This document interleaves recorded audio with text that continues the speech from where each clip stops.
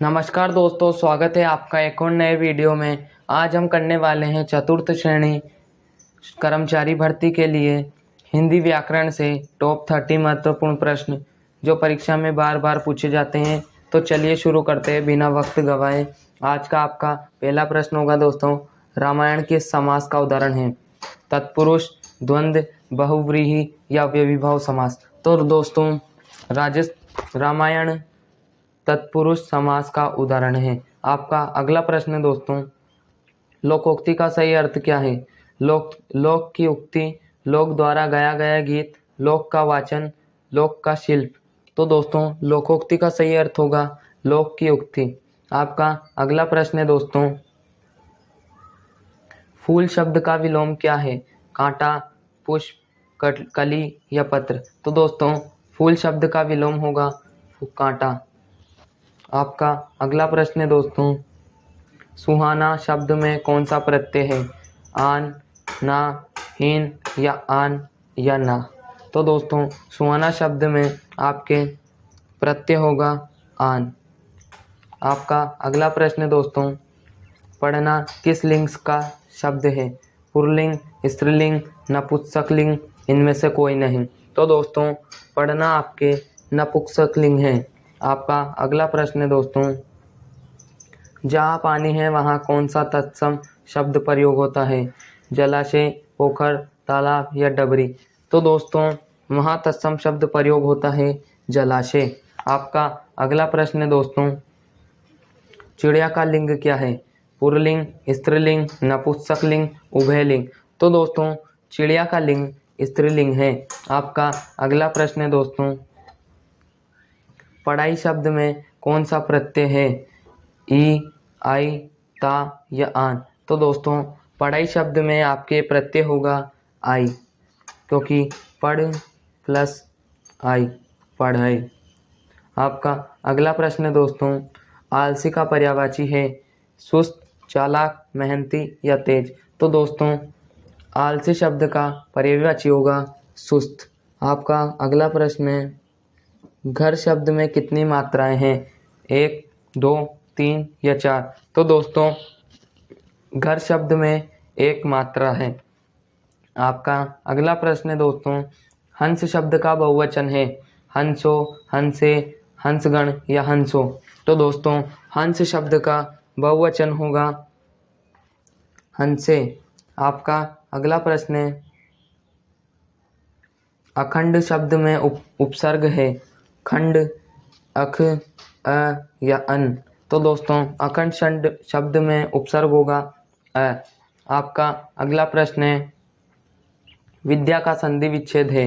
विद्य plus या, विद्य plus आ, विद्य plus धा, इनमें से कोई नहीं? तो दोस्तों विद्या का संधि विच्छेद होगा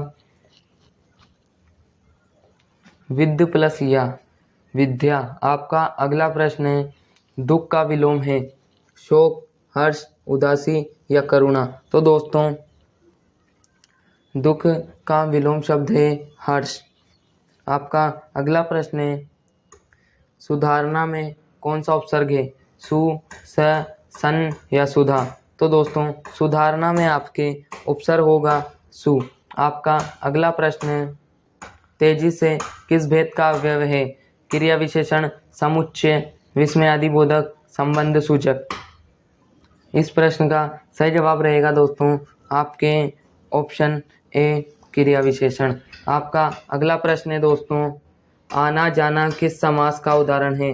द्वंद्व, कर्मधारय, बहुब्रीहि, तत्पुरुष? तो दोस्तों आना जाना में आपके समास होगा ऑप्शन ए, द्वंद्व समास। आपका अगला प्रश्न है, विद्यालय किस समास का उदाहरण है?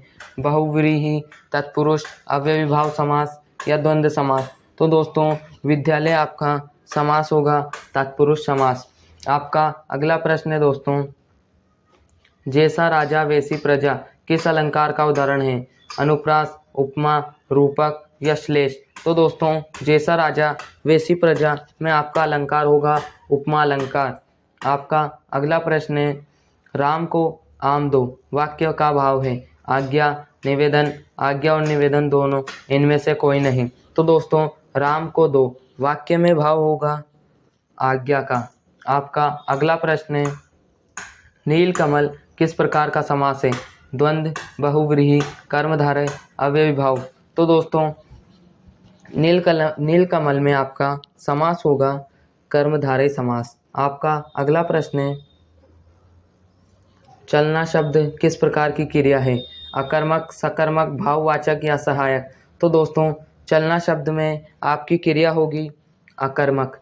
आपका अगला प्रश्न है, तू किस पुरुष का सर्वनाम है?